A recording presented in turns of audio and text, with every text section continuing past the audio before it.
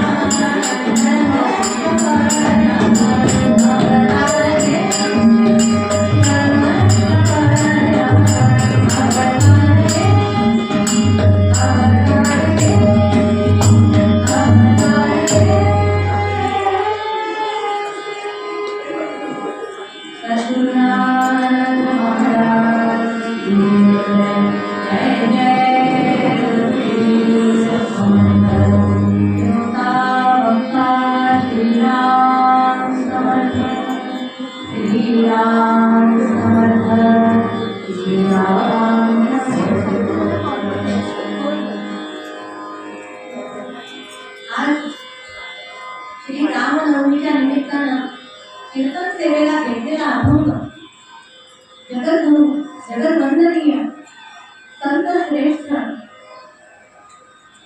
जे अध्यात्मरूपी भागवत रूपी संप्रदायाचे कळस आहेत असे श्री तुकोबराय यांचा अभंग निरूपणासाठी घेतलेला आहे. धर्मरक्षाया अवतार घेसी आपल्या पाळीसी भक्तजना अंबरशी साठी जन्म सोडिले दुष्ट निर्गाळे नंद्यमुदर कृपा सिंधू म्हणती आपुला तो बोध सार्थक तुका म्हणे तुझ वर्णिती पुराणे होय नारायणे लया सद्गुरुनाथ महाराज जय जय रघुवीर भगवंताला आळवताना तुकोबा म्हणतात धर्मरक्षावया अवतार घेसी आपुल्या पाळीसी भक्तजना. धर्मरक्षावया अवतार घेसी देव अवतार घेतो आपल्या सगळ्यांना माहिती आहे. पण कशासाठी अवतार घेतो आज या निरूपणामध्ये 3 मुद्दे बघायचे. धर्म म्हणजे काय, अवतार म्हणजे काय आणि भगवंत अवतार कोणासाठी घेतो. पहिला मुद्दा, देव जर धर्मासाठी अवतार घेत असेल तर हे जाणणं क्रमप्राप्त आहे की धर्म म्हणजे काय. धर्माच्या अनेक व्याख्या श्रुती स्मृती ग्रंथात आल्या. यतोऽभ्युदयनी श्रेयससिद्धिः धर्म. ज्या धर्माचरणाने माणसाचं निश्रेयस प्राप्त होतं, निश्रेयस म्हणजे भगवंताची ज्याने प्राप्ती होते त्या आचरणाला धर्म असं म्हणतात. त्यानंतर स्मृती ग्रंथांमध्ये धारणा धर्ममित्याहु धर्मो धारयते प्रजा यस्यात् धारण संयुक्तः सधर्मेति निश्चयः. जे आचरण केलं असता माणसाचा विकास होतो. यतोऽभ्युदयनी यस्यात् धारण संयुक्तः. जे आचरण करणं संयुक्तिक आहे, योग्य आहे, त्या आचरणाला धर्म असं म्हणतात. ज्या आचरणाने भगवंताची प्राप्ती होते, जे आचरण भगवंतापर्यंत पोहोचवतं त्याला धर्म म्हणावं. त्यानंतर आधुनिक काळाचे संत म्हणजे थोर महात्मे व्यक्तिमत्व जे होऊन गेले त्यांना या आधुनिक काळातले संतच म्हणावे लागले. साने गुरुजी काय म्हणतात,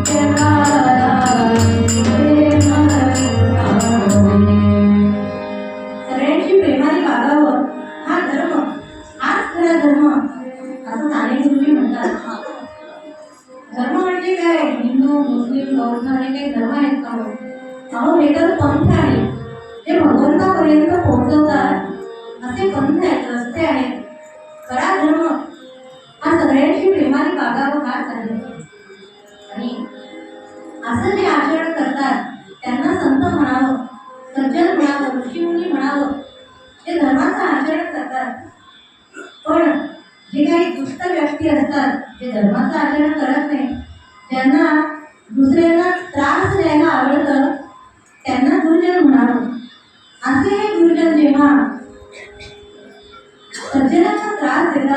यज्ञ याग विधीमध्ये अडथळे आणतात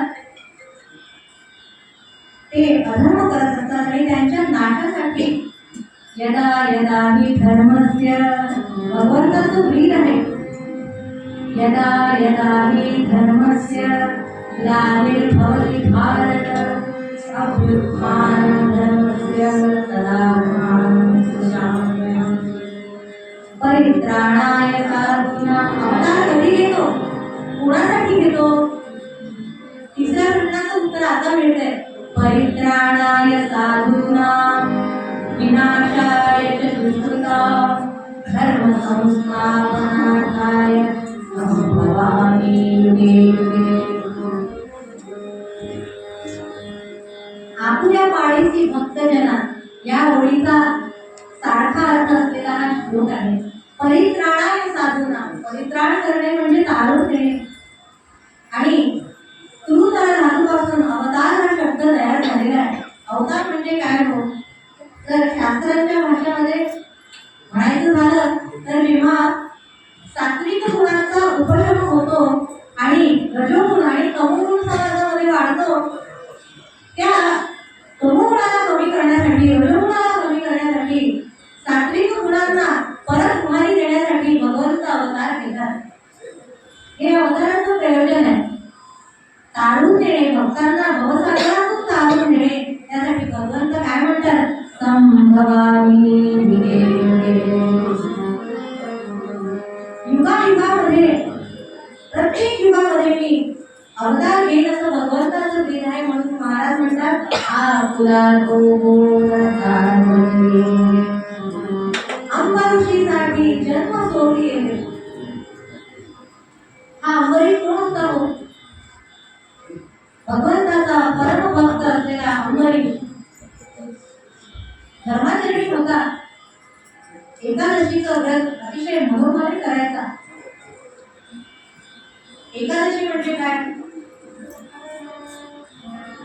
एकादश्यां विशेषेण कर्तव्यं भोजनद्वयं रात्रौ जागरणं चैव दिवाच हरिकीर्तनं एकादशीचं व्रत हे 3 दिवसांचं व्रत आहे दशमी तिथीला 2 वेळा जेवण करायचं आहे त्यानंतर एकादशी तिथीला एकभुक्त राहायचं आहे निरसन करायचं आहे आणि एकादशीच्या रात्री हरिकीर्तन हरिजागर करायचं आहे आणि दुसऱ्या दिवशी द्वादशीला साधन द्वादशी करावी आता ही साधन द्वादशी काय प्रकार आहे तर सूर्योदयाच्या पूर्वी प्रातःकाळी भगवंताला नैवेद्य करायचा आहे अहो सकाळी उठणं आमच्या पिढीला माहिती नाही आमची सकाळ म्हणजे 8-9 वाजता होते तितकंच नाही तर माझी श्लोक होते कराग्रे वसते लक्ष्मी करमध्ये सरस्वती करमूले गोविंदं प्रभाते पण आता चहा चहा तू गोविंद अहो दात घासत नाही तर इकडे आई चहा चहा शेवटी आई कंटाळून भेटती देते म्हणजे पदार्थावर चहा आणून देते यानी तरी उठशील बाबा चहा चहा तू गोविंद कॉफी तू गरुडध्वज तयोर्मध्ये च बिस्किटं प्रभाते कमलदर्शनम् बिस्किटांचे प्रकार वेगवेगळे एक बिस्किट असं आहे की ते चहामध्ये गेलं की वापस येत नाही आणि दुसरं बिस्किट कप मध्ये शिरतच नाही पण साधन द्वादशी हे व्रत कसं आहे तर सूर्योदयाच्या पूर्वी भगवंताला नैवेद्य करायचं आहे आणि भगवंताचं जे तीर्थ आहे पूजा झाल्यानंतरच तीर्थ प्रार्थना करून या व्रताची सांगता होते ते व्रत पूर्ण होतं पुढे अतिथींना अभ्यासांना सज्जनांना ते ब्राह्मण आणि सवर्ण करायचं असा सगळा हा व्रताचा प्रकार इतका मोठा व्रत पण आता मात्र एकादशी कोणतीच कुठे केली जाते आणि 3 दिवसाचं हे व्रत आता एका दिवसावर आले अशा प्रकारचं हे व्रत हा अंबरची करायचा या अंबऋषीची पुण्य इतकी वाढली होती की त्याची कीर्ती सगळीकडे पसरली आणि दुर्वास मुनींना इच्छा झाली की यांची परीक्षा पाहावी, खराच हा देवाचा भक्त आहे का, खराच हा धर्मचरणी आहे का. म्हणून त्यांनी अंबऋषीकडे जायला निघाले. आता अंबऋषीची परीक्षा घ्यायची आहे. अंबऋषीच्या महालामध्ये आले. अंबऋषींनी जेव्हा योग्य त्यांचा आदर सत्कार केला, आपलं आसन बसायला दिलं. अहो इकडे तर खुर्चीसाठी मारामार चाललेली असते, पण आपली खुर्ची कोणी देतं का. पण हा अंबऋषी इतका उदार होता की आपलं स्वतःचं आसन त्याने या दुर्वास मुनींना बसायला दिलं. इतकंच नाही तर उद्या साधना द्वादशी आहे, आपण प्रसाद ग्रहण करून जावं अशी त्यांना विनंती केली, आमंत्रण दिलं. इकडे द्वादशीचा दिवस गेला आणि एकादशीचा दिवस गेला, द्वादशीचा आला. सकाळी सकाळी अंबरीश राजांनी भगवंताची पूजा केली, नैवेद्य केला आणि नियम असा आहे की सूर्योदयाच्या पूर्वी तीर्थप्राशन करायचं आहे. सूर्योदयाची वेळ होणार आणि परीक्षा पाहायची म्हणून मुद्दाम दुर्वास मुनींनी नदीवरच आन्निक करण्यासाठी गेले आणि तिकडे उशीर केला की मला जेव्हा माझं जेवण झाल्याशिवाय अंबरीशी हा व्रत सोडतो का, व्रताची सांगता करतो का, अशी त्यांनी परीक्षा घ्यायसाठी मुद्दाम दुर्वास मुनींनी नदीवर उशीर केला. आता आजपर्यंत कधीही व्रत न मोडलेला अंबरीशी काय करावं म्हणून पेचात पडला. शेवटी व्रत मोडायचं नाही, कारण व्रत मोडलं तर तिकडे सुद्धा अपराध होईल आणि इकडे दुर्वास मुनी आले नाही. काय करावं विचार सुरू आहे. शेवटी भगवंताला साक्षी ठेवून अंबरीशीने तीर्थप्राशन केलं. दुर्वास मुनींचा अधिकार मोठा होता. त्यांनी त्यांच्या मनःचक्षुने सगळं जाणलं की अंबरीशीने व्रताची सांगता केलेली आहे. इकडे ब्राह्मण अभ्यागत सगळे जेवणासाठी तात्कळलेले आहेत. दुर्वास मुनी ताट करत क्रोधाग्नी पेटलेला आहे आणि अशा स्थितीमध्ये अंबरीशीकडे आले. अंबरीशीला समोर बोलावं, आधीच तुम्हाला आमंत्रण दिलंय आणि मला माझी वाट न बघता तू इकडे व्रताची सांगता केली, तीर्थप्राशन केलं, तुला मी शाप देतो असं म्हणून शापवाणी उच्चारण्याकरता त्यांनी आपल्या जटेचा एक केस काढला आणि जमिनीवर आपटला आणि अधिकार मोठा होता. त्या जटेतनं एक कृत्या निर्माण झाली, राक्षसी निर्माण झाली आणि दुर्वास मुनींनी ती अंबरीशावर सोडली. अंबरीश राहिमाम करत भगवंताची करुणा भागतो आहे. पण भगवंत कसे आहेत तर भक्त प्रतिपाळक आहेत.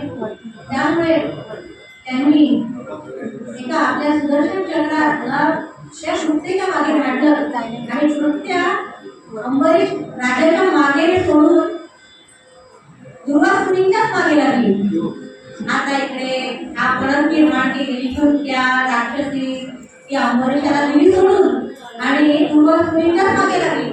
सगळा उलटा प्रकार झाला. हे दुर्वास मुनी पडतायत, इकडे जातायत, तुरे लोक क्या भ्रमण करतायत. दुर्वास मुनींच्या मागे कृत्येच्या मागे सुदर्शन चक्र असे सगळीकडे भ्रमण केल्यानंतर वैकुंठामध्ये हे दुर्वास मुनी आले आणि भगवंताच्या पाया पडले. भगवंताला म्हणलं, माझा अहंकार वाढलेला होता की एका सद्भक्ताची मी परीक्षा पाहायला गेलो, पण आता देवा या संकटातून मला सोडवा. सुदर्शन चक्रानं त्या कृत्येचा नाश केला आणि स्वतःच्या जागेवर येऊन स्थिर झालं.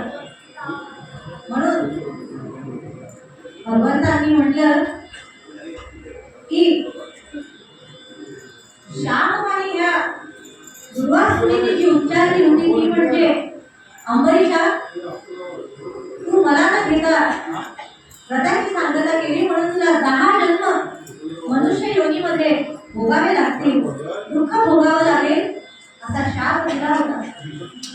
पण भगवंताच्या मध्यस्थीमुळे तो शाप आला. देवाने स्वतःच्या अंगावर घेतला आणि देव म्हणाले की हे अंबरीशा, तुला मी शापमुक्त करतो आणि शाप मी स्वतः भोगतो. इतके भगवंत दयाळू आहे.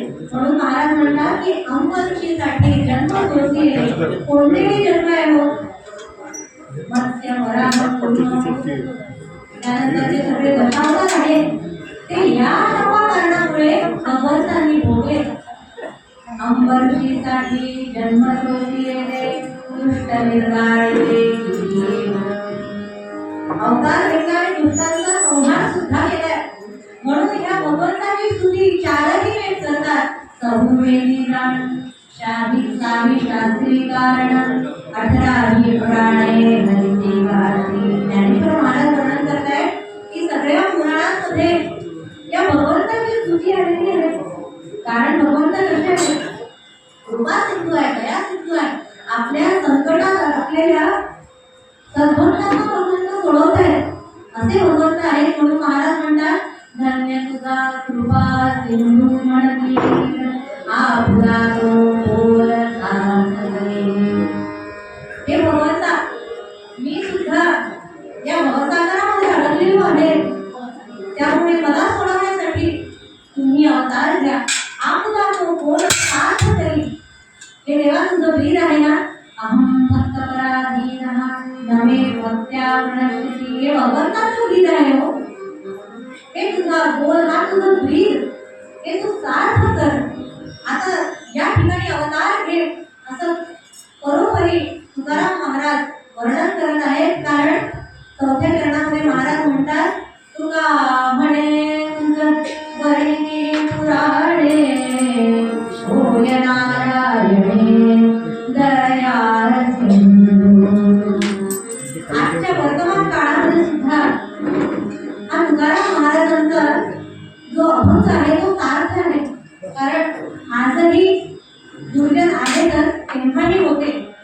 त्यामुळे भगवंताला बरोबरीने आळवणी करतायत की हे देवा, आज सुद्धा अनेक अनेक संकट, अनेक अनेक दुष्चक्र या जगामध्ये आहेत. ते नाश करण्यासाठी आपण या काळात सुद्धा अवतार घ्यावा. म्हणून तुकाराम महाराज त्यांना विनवणी करतायत धर्म रक्षया अवतार देसी, धर्म रक्षया अवतार देसी, आपुल्या माईसी भक्त करता, आपुल्या माईसी भक्त करता.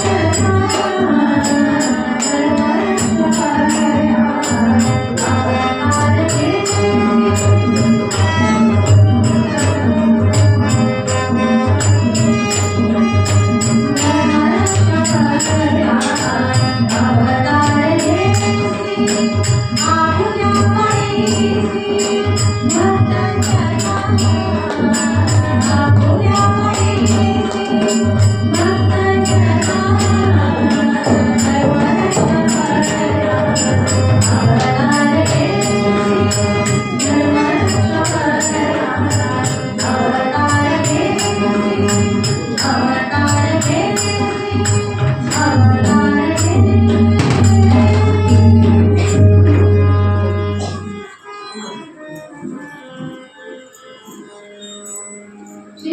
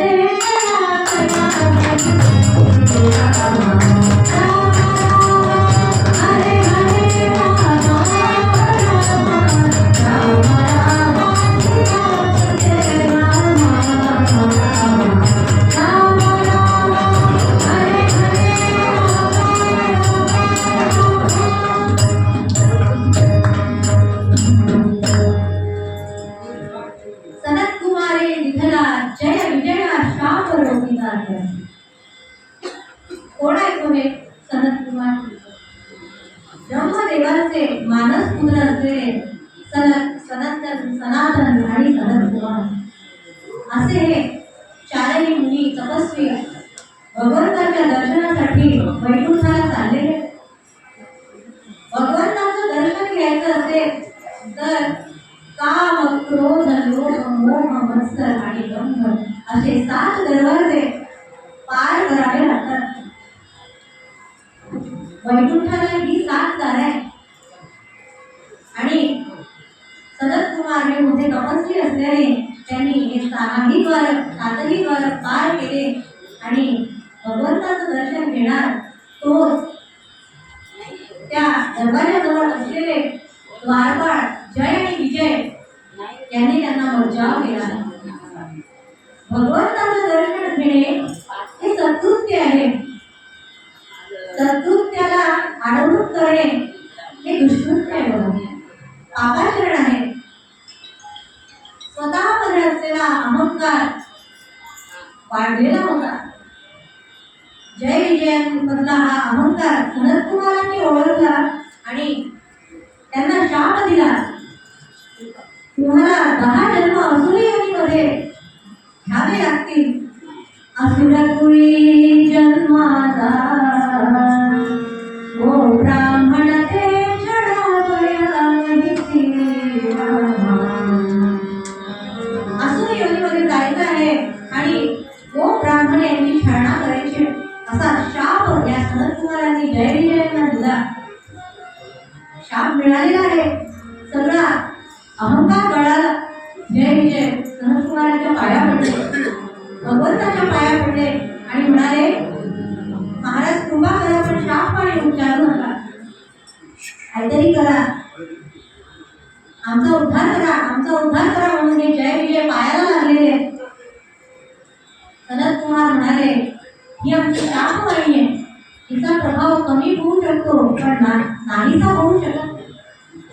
श्री विष्णूंना शरण गेले आणि हे जय विजय यांनी त्रेतायुग सत्ययुग आणि कलियुगामध्ये अवतार घेणार आहेत. पुढे हे कोणते अवतार घेतले होते यांनी? 10 जन्म यांना असुरी योनीचा शाप मिळालेला होता, पण भगवंताच्या मध्यस्थीमुळे हे 10 जन्म थोडंसं कन्सेशन मिळालं आणि 3 जन्मावर आलं. कोणते हे 3 जन्म? हिरण्याक्ष, हिरण्यकश्यपू, रावण, कुंभकर्ण आणि शिशुपाल, त्रेतायुगामध्ये. आणि त्रेतायुगामध्ये ठरल्याप्रमाणे या जय विजयांनी रावण आणि कुंभकर्णांच्या रूपामध्ये अवतार घेतला. ते हे रावण कुंभकर्ण माझे महितली पूर्ण देववंदी सधारण यज्ञयाग विध्वंसिले.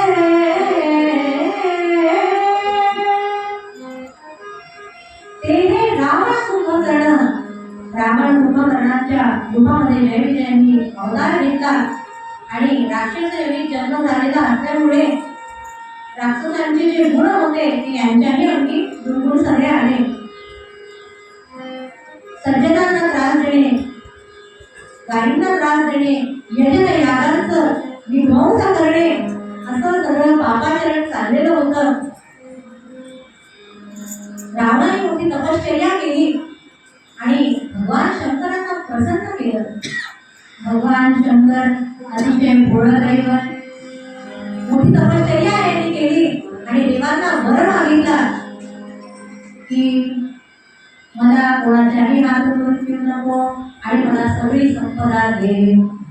देव म्हणाले दुसरा जो वर आहे मी तो देतो, पण कोणाच्याही हातून मृत्यू होणार नाही. हा काही वर माझ्या अधिकारातला नाही, त्यामुळे तेवढं काही करू शकत नाही. म्हणून सगळ्या प्रकारची संपदा दिली आहे रावणाला. शिवाच्या करे संपदाच्या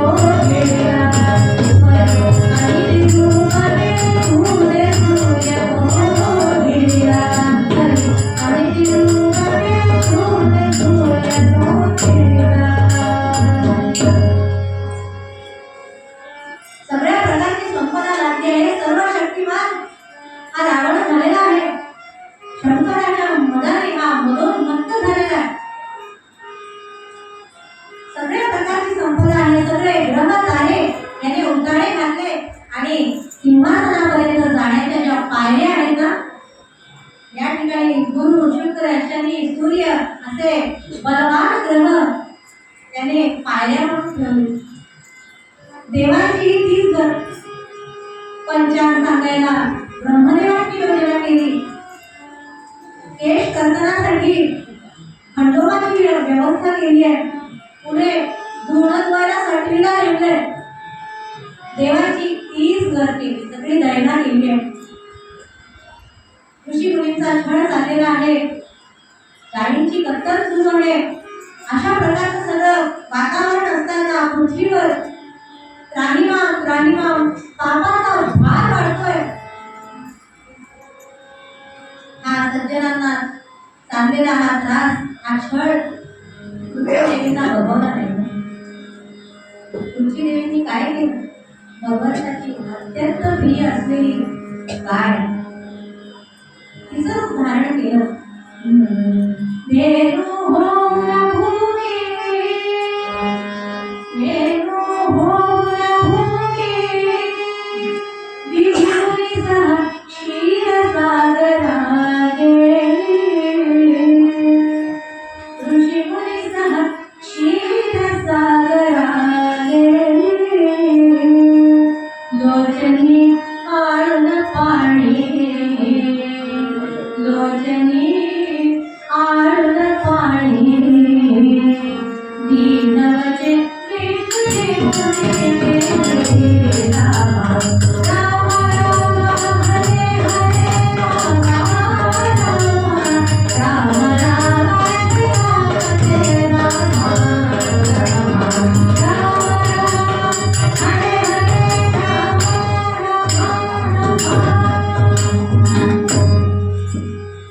पृथ्वीदेवींनी गायीचं रूप धारण केलं. आपल्या बरोबर ब्रह्मादित्य देव आणि सगळे ऋषी मुनी तपस्वी घेऊन आपलं गाढाळ घेऊन ही वैकुंठाला आली, क्षीरसागराला आली आहे. श्री विष्णूंना आदरपूर्वक नमन केलं आणि डोळ्यामध्ये पाणी आणून आपलं गाढाळ सांगितलं. देवा, या रावणाने अगदी जगणं नको केलं. काय करावं? देवाचा नवकर म्हणून ठेव. अहो, ऋषी मुनींना तर यज्ञ याग विधी करणं म्हणजे अशक्यच झालेलं आहे. सज्जनांना त्रास आणि दुर्जनांची मनमानी सुरू. तेव्हा लवकर अवतार घ्या. आता हा पापाचा भार मला सोसवत. तेव्हा लवकर अवतार घ्या, काही करा, लवकरात लवकर भूमीवर या आणि दुष्टांचा नाश करा. आपलं गाणं सांगते होती. श्री विष्णूने सगळं काही ऐकून आणि वचन दिलं. मी भार हरी सर्वसाचा, मी भार हरी सर्वसाचा, मी भार हरी सर्वसाचा.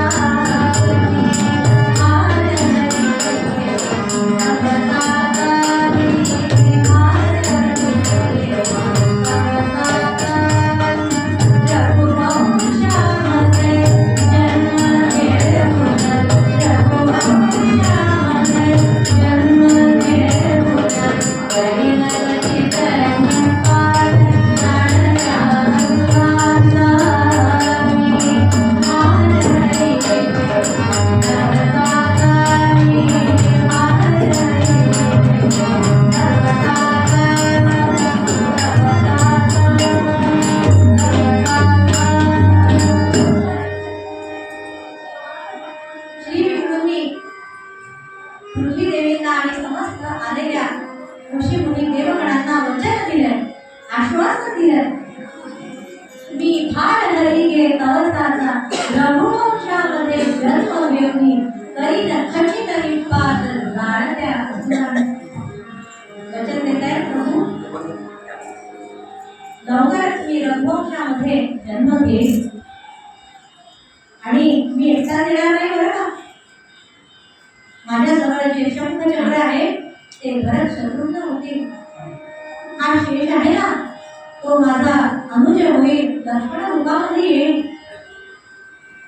इतकंच नाही तर माझी सखी, माझी पत्नी कमला, लक्ष्मी जानकीचा अवतार धारण करणार आहे. अशा प्रकारे आश्वासन देतात प्रभू. इतकंच नाही तर देव होती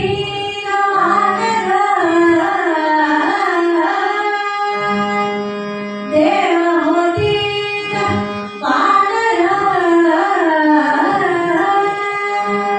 मारुती भगवान शंकर सेतू बांधून निधीवर संहार करीन रावणाचा.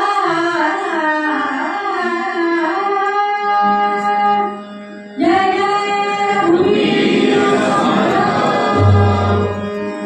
माझ्याबरोबर हे देवगण आहेत ते वानर बनून येतील. मारुतीचा अवतार शंकर घेतील आणि महत् कार्य करतील, सेतुबंधनाचं कार्य करतील आणि रावणाचा, कुंभकर्णाचा, राक्षसांचा नायनाट करतील असं आश्वासन प्रभूंनी दिलं.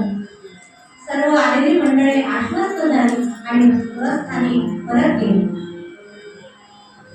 आता भगवंताच्या अवताराची योजना सुरू झाली. हो, कसं कसं कार्य करावं याची योजना निर्माण झाली. इकडे अयोध्येमध्ये दशरथ नंदा या योजनेप्रमाणे एक स्वप्न पडलं. दशरथ राये स्वप्न देखिले, दशरथ राये स्वप्न देखिले, दोघा पुरुषा आपण वधिले आणि कनिका स्त्रियेसी मारिले. अपराधे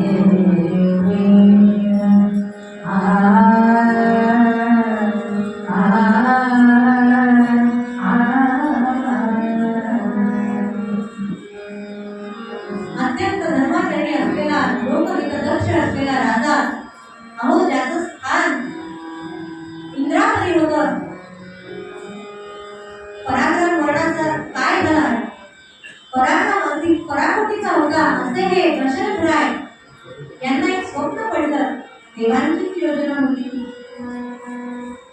स्वप्नामध्ये त्यांनी असं बघितलं की दोघा पुरुषा आपण वधिले, दोन पुरुषांचा वध आणि एका स्त्रीची हत्या. असं स्वप्न दशरथ रायांना पडावं. दशरथ राय खडबडून जागे झाले. कारण अधर्माचं आचरण स्वप्नात सुद्धा सहन झालेलं नाही. म्हणून असं हे दुष्ट स्वप्न पडल्यावर त्याचा दोष कोणत्या दोषाने हे स्वप्न आपल्याला पडलेलं आहे याची विचारणा करण्यासाठी कुलगुरू वसिष्ठांकडे आले.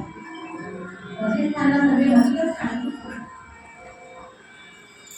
वसिष्ठ म्हणाले हे दुष्ट स्वप्न आहे, काहीतरी दोष झालेला असेल, याचं निवारण करण्यासाठी आपण 3 स्वागतांची शिकार करून यावी आणि या स्वप्नाची शांती करावी, दोषमुक्त व्हावं. म्हणून वसिष्ठांनी सांगितल्याप्रमाणे, आज्ञेप्रमाणे दशरथ राय सर्व जमासहित जंगलामध्ये आले आणि एका झाडावर चढून बसले. कुठलं ना कुठलं स्वापद येईल म्हणून पाण्याच्या ठिकाणी यांनी आपला तळ ठोकला.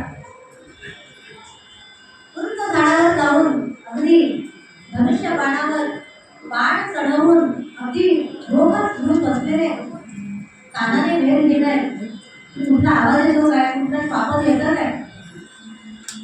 दिवसभर विश्रांती त्या झाडावरच होती. दिवसभर वाट पाहत दशरथ राजे. इकडे हकीकत अशी झाली की आपल्या आईवडिलांना काशी यात्रा व्हावी म्हणून श्रावण नावाचा एक मुलगा तिथे आलेला आहे. आपले अंध वृद्ध आईवडील त्याने कावडीत बसवलेले, कावडीत केली आहे आणि एका पर्णीमध्ये वडिलांना बसवलेलं आहे का पडवीमध्ये? आईला बसवलेलं आहे. आई वडील आंधळे, ते कशी यात्रा करतील? म्हणून खांद्यावर घेऊन चाललेला आहे. इतका हा मातृपितृ भक्त असलेला श्रावण बाळ या जगामध्ये येतो. आणि गोष्ट अशी घडते की आई वडिलांना त्याच वेळी तहान लागते. आई वडील म्हणतात, बाळा श्रावणा तहान लागली, इथे थोडा थांबायचं का आपण? इथे पुढे पाणी असेल तर पाण्याची व्यवस्था बघ. श्रावण बाळाने आई वडिलांना नमस्कार केला, त्या ठिकाणी ठेवलं आणि थोड्याच वेळात येतो म्हणून एक घागर सोबत घेतली आहे आणि पाण्याच्या ठिकाणी सोबत आहे. संध्याकाळची वेळ होऊन गेली आणि या श्रावण बाळाने सरोवरामध्ये ती घागर बुडवली. दूर असा आवाज झाला. कुणीतरी श्वाप आला असेल म्हणून अगदी ताणलेला होता बाण. दशरथ राय हे शब्दवेदी बाणामध्ये निपुण होते. असा हा शब्दवेदी बाण त्यांनी आवाजाच्या दिशेने सोडला. श्रीराम जय राम जय जय राम, श्रीराम जय राम जय जय राम असा ध्वनी करत हा बाण निघाला थेट त्या श्रावण बाळाच्या हृदयामध्ये जाऊन अगदी अचूक निशाणा त्या बाणाने साधला. बघा रामनामाचा महिमा किती मोठा आहे. श्रीरामाच्या जन्माच्या भूमीपासून हे रामनाम,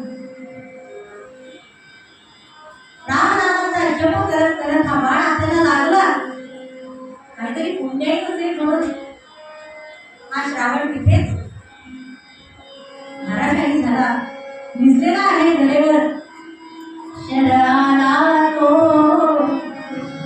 शरणाला तो आहुराला काळ, विरघळला श्रावण काळ, विरघळला श्रावण काळ. आई गे निर्मोही हात, आई गे निर्मोही हात. पडला जाऊन शोक, पडला जाऊन शोक. अशा प्रकारे त्या श्रावण बाळाची अवस्था झालेली आहे. बाण छाती तुटलेला आहे आणि तो पडलेल्या ठिकाणी रामनामाचा जप करतो. हा आई असा आवाज दशरथ रायांना त्यांच्या कानी पडला आणि कोणीतरी ही मनुष्याची वाणी आहे. ऐकुनी ती मनुजवाणी, ऐकुनी ती मनुजवाणी. दशरथ साशंक झाला, स्वस्थानाते सोडून संधयाला पोचला. कोणत्या तरी माणसाचा आवाज आलेला आहे. मनुष्यवत आपल्या हातून घडलेला आहे. स्वप्न खरं होऊ पाहते. नुसतं स्वप्न खरं होताना दशरथ रायांना दिसलं आणि स्वस्थानाला सोडून त्या श्रावण बाळाजवळ आले. काय हे पातक आपल्या हातून घडले? एका निरपराध मुलाला आपला बाण, त्याचा मृत्यू आपल्या बाणाने होतोय म्हणून खिन्न मनाने दशरथ रायांनी त्याला मांडीवर घेतले. विचारणा करताय, कोण आहात आपण? श्रावण बाळ म्हणाला, माझ्याकडे जास्त वेळ नाही, माझं एक कार्य राहिलेलं आहे. माझे अंतर्भूत आई वडील जवळच पाण्यासाठी ताटकळले, तो तहानलेली आहेत दोघं. आपण त्यांना तृप्त घरामध्ये घागर घेऊन जाते बरं, पण त्यांना एक गोष्ट मात्र सांगू नका. कुठली एक गोष्ट? माझ्या मृत्यूचा. त्यांचा एक पुत्र, एक असलेला पुत्र श्रावण आता या जगात राहिलेला नाही. ही गोष्ट जर त्यांना कळली तर त्यांना मोठा धोका बसेल, दुःख होईल, परम दुःख होईल, परम शोक होईल. आणि ह्या शोकामुळे कदाचित ते आपले प्राणही सोडतील हो. त्यामुळे त्यांना ही बातमी आम्ही सांगतो. आधी त्यांना पाणी पाजा, त्यांना तृप्त करा आणि मगच काय संदेश इतकं म्हणून श्रावणाने आपला जीव आपला प्राण रामनामाच्या लोटावर सोडला. रावणाला तिथं ठेवलेला आहे. हातामध्ये घागर घेतली शोधत शोधत वृद्ध आईवडिला जवळ आले. सर सर सर सब त्या पानांचा जंगलामध्ये पडलेल्या पानांचा आवाज होतो आणि आई म्हणते अरे श्रावण आला का रे, ये किती वाट पाहतोय आम्ही तुझी, किती उशीर रे हा. दशरथराय काहीही बोलत नाही. काय बोलणार, कुठल्या तोंडाने बोलणार. आई म्हणते अरे काय रे, का बोलत नाही, बोल ना. रावण अरे श्रावणात बोलिसी उदक एवढे मागितले म्हणून वारे गोपलासी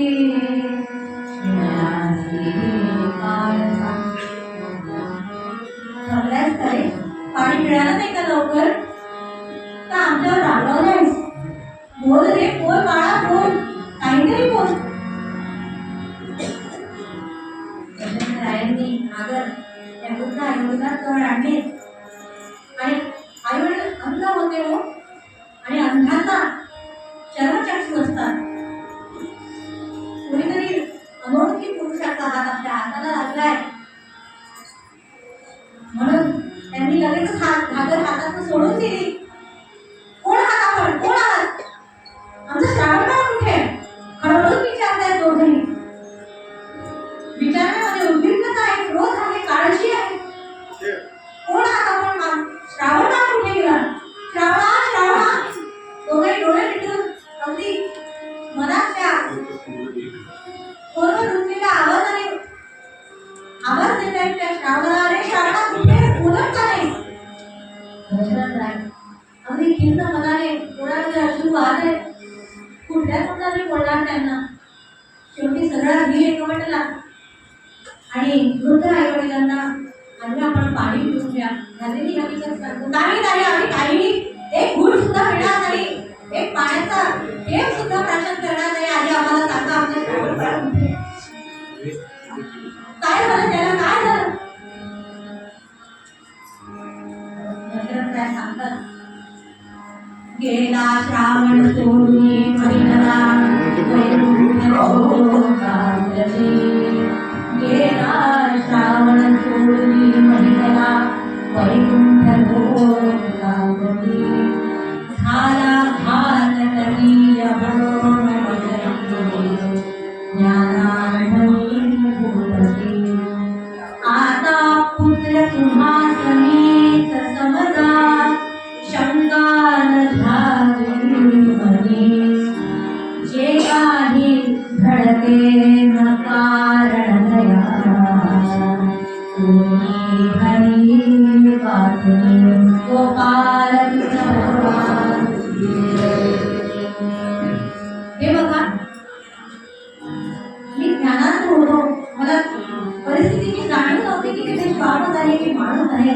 मी आपला वाट सोडला श्वापद असेल म्हणून, पण तो तुमच्या श्रावणाला लागला आणि श्रावणाचा ह्या जगामध्ये नाही. आईवडिलांनी तर अगदी धीरच सोडला हो. श्रावण काळाच्या जगामध्ये नाही. आता काय करावं आम्ही तरी जगून. आमचा एकमेव असलेला आधार आमच्या वृद्धापकाळाची काठी तू हिरावून घेतलीस, मोठं पाप केलंस. दोघांनी शापवाणी उच्चारली आहे, अगदी कळवळलेल्या हृदयातून ती शापवाणी म्हणत होते. पुत्र पुत्र करीत नृपा उच्चारे, पुत्र पुत्र करीत नृपा उच्चारे, पुत्र पुत्र करीत नृपा उच्चारे. जय श्री तू नाम करीत, जय श्री तू नाम करीत, काय तू करे, जय श्री तू नाम करीत, नाम तू करे. पुत्र पुत्र करीत नृपा उच्चारे, पुत्र पुत्र करीत नृपा उच्चारे.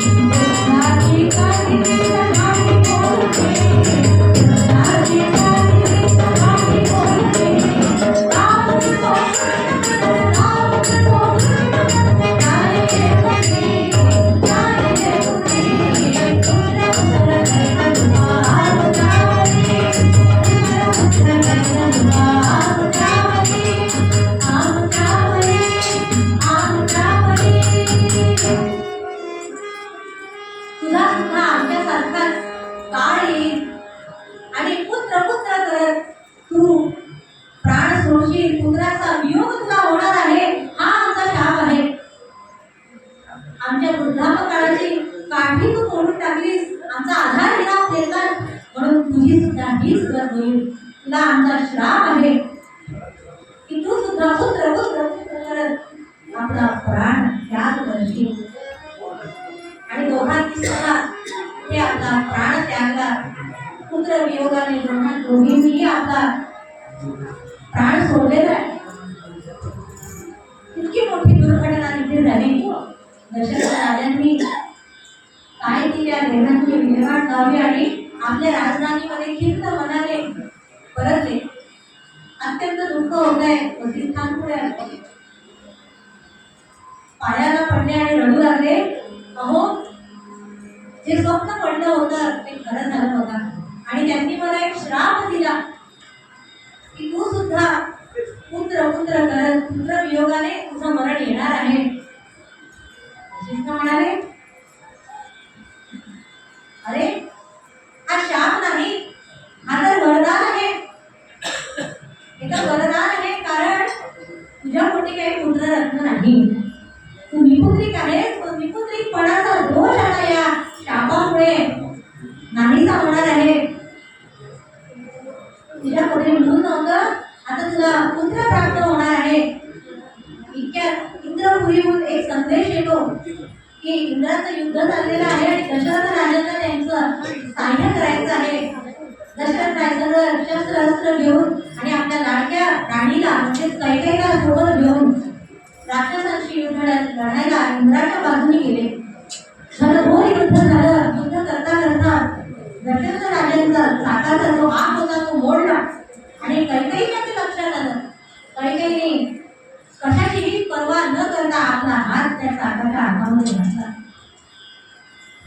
आणि तो रथ सुरळीत राहिला. आणि त्याच्या योगाने दशरथ राजांच्या साथीने इंद्राने असुरांशी असलेलं युद्ध जिंकलं आणि विजयश्री घेऊन आपल्या राजधानीमध्ये अयोध्येला दशरथ राजे वाटत होते. तेव्हा इंद्राने सांगितलं की तुझ्या राज्यामध्ये 3 निरपराध लोकांचा मृत्यू झालेला आहे.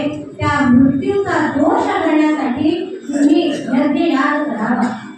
कारण की यज्ञात भवति पर्जन्यः, जर यज्ञ केला नाही तर अवर्षणाची स्थिती येईल, दुष्काळ पडेल. त्यामुळे आपण पुत्र कामेष्ठी यज्ञ करावा. इंद्रपुरीचे वर्धमान सांगे वसिष्ठाला की इंद्रे भोगिले मदकारण पुत्र कामेष्ठी यज्ञ करी. युद्धाहून अयोध्येला परतल्यानंतर वसिष्ठांना इंद्रपुरीला झालेलं सर्व वर्तमान सांगितले की इंद्रांनी आपल्याला पुत्र कामेष्ठी हा यज्ञ करावा असं सल्ला दिलेला आहे. त्यामुळे आपल्याला आता पुत्र कामेष्ठी यज्ञाची तयारी करायची आहे. आपण काय ती योग्य तयारी करावी. वसिष्ठ म्हणाले, पुत्र कामेष्ठी यज्ञासारख्या यज्ञाला अध्वर्यूही योग्यतेचा पाहिजे. ब्रह्मचर्य सांभाळलेला अध्वर्यू आपल्याला हवा आणि तो मिळवण्यासाठी तुम्हाला विभांडक ऋषींच्या आश्रमामध्ये जावं लागेल. विभांडक ऋषींचा मुलगा ऋष्यशृंग हाच या यज्ञासाठी असलेला अध्वर्यू योग्य आहे. अशी आज्ञा मिळाल्यानंतर दशरथ राजांनी इंद्राच्या मदतीने अप्सरेंचं जे योजना केली आणि अप्सरांना अध्वर्यूंना आणण्यासाठी पाचारण केले. विभांडक ऋषींच्या आश्रमात सगळ्या अप्सरा आल्या. अहो, गंमत सांगायची अशी तर ऋष्यशृंगाने आजपर्यंत स्त्रियांचं दर्शन सुद्धा घेतलं नव्हतं. अगदी ब्रह्मचर्य काय ते सगळं सांभाळलेलं होतं.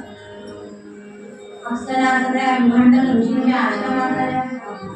विभांडक ऋषी अंधिकारा स्नानाला गेले असताना या ऋष्यशृंगाला गाठलं आणि त्याच्याशी विचारपूस करू लागले. त्यांना नृत्य गायन याच्यामध्ये भुलवू लागल्या.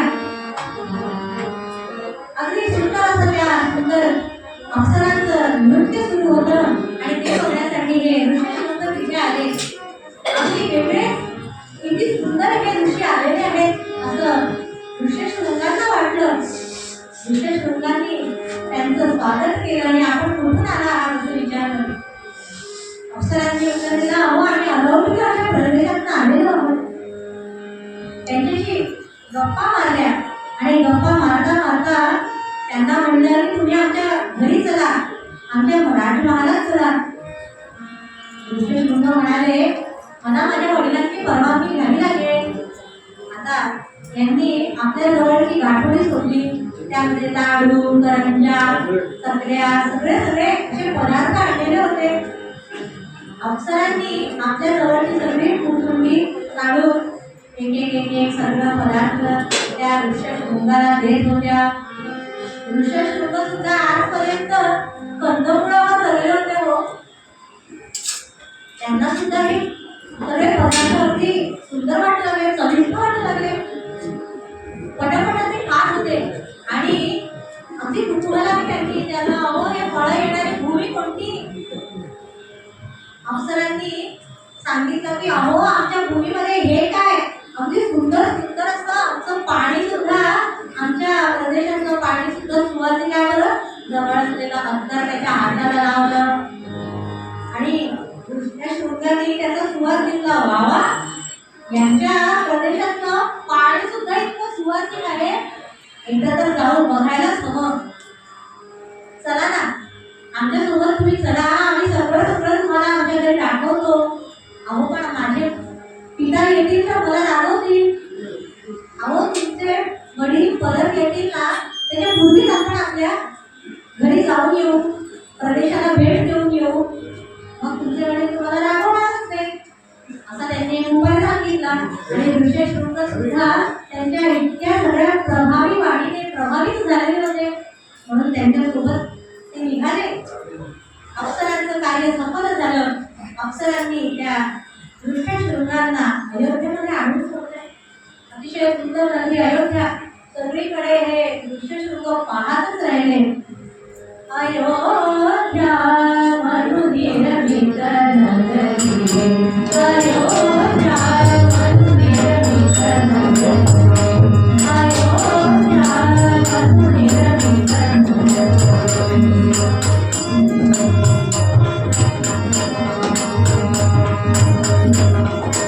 सगळे लोक कसे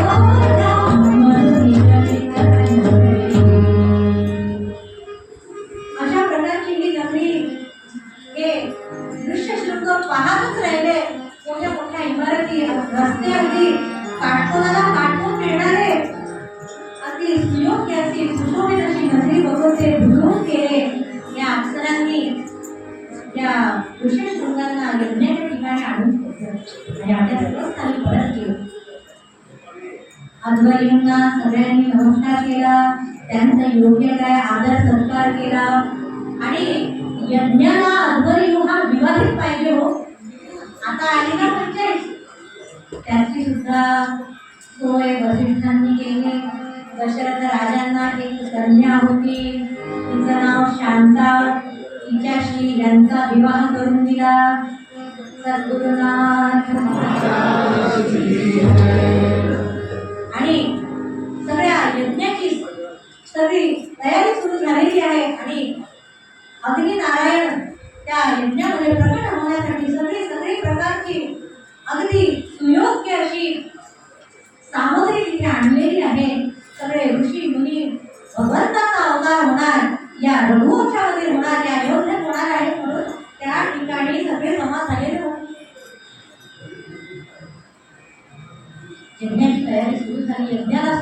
सुरुवात झाली आणि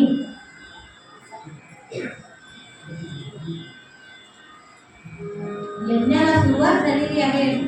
अगदी आहुतीला सुद्धा कामधेनूच्या दुधापासून बनलेलं तूप तिथे वापरण्यात आलं.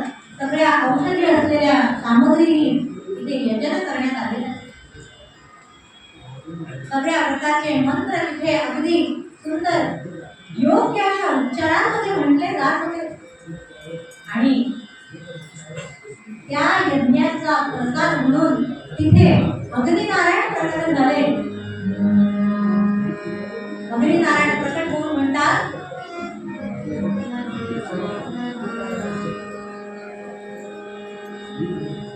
दशरथा दशरथा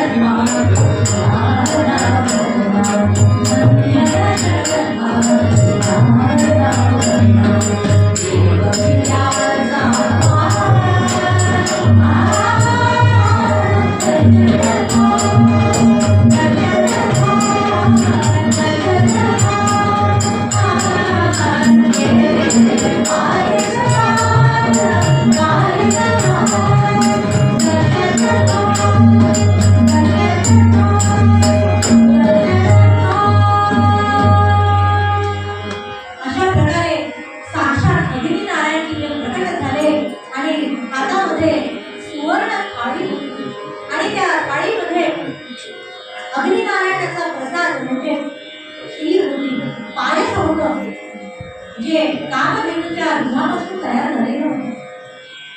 आणि प्रसाद देताना अग्निनारायण म्हणाले, हे दशरथा, तू धन्य आहेस. तुझ्या मुलामध्ये साक्षात श्री विष्णूंचा अंश म्हणजे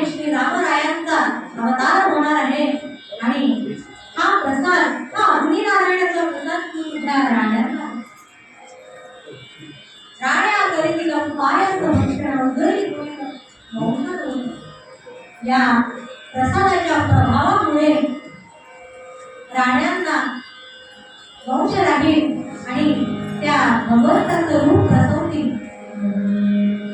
आता या राण्यांकडे दशरथराय गेलेले आहे. क्रमाप्रमाणे हा प्रसाद वसिष्ठांच्या हातातून प्रथम कौसल्य, त्यानंतर सुमित्रेला आणि त्यानंतर कैकेयीला दिला. आता कैकेयी अतिशय लाडकी होती.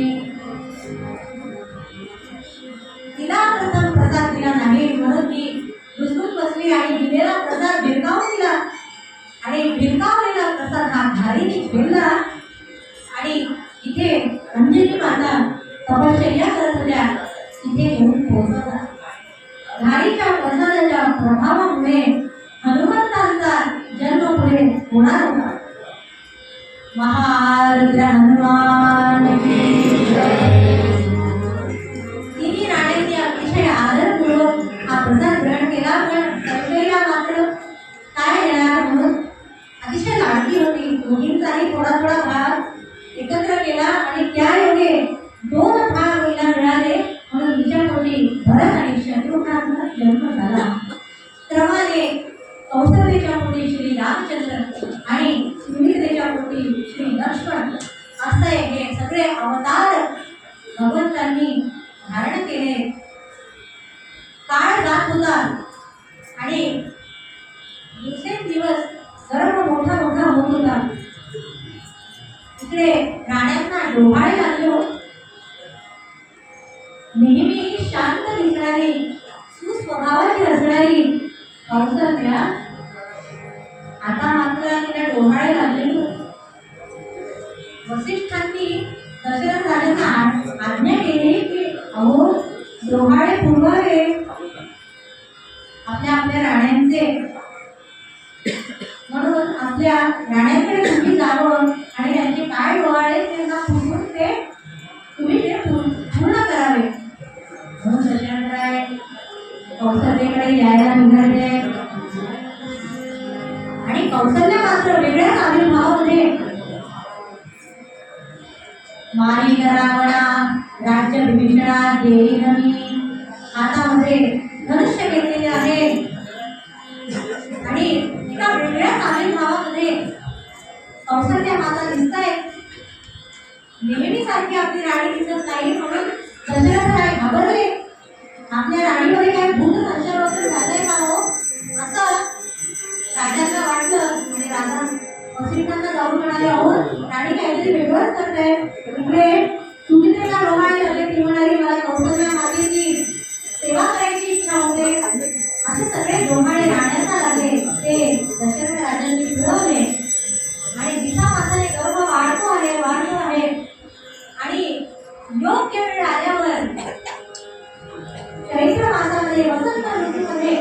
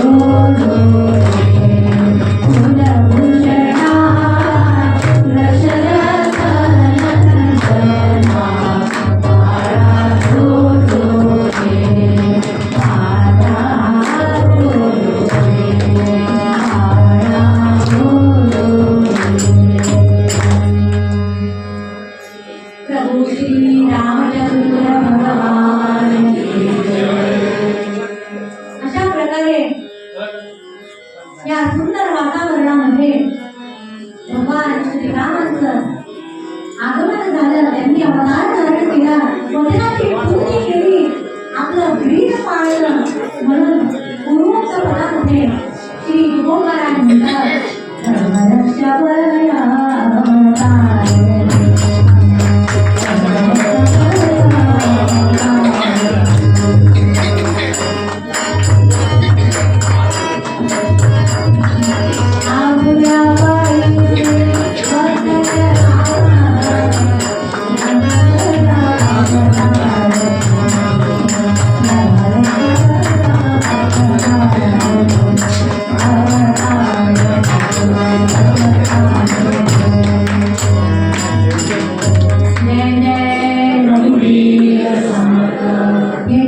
देवा देवा तुझा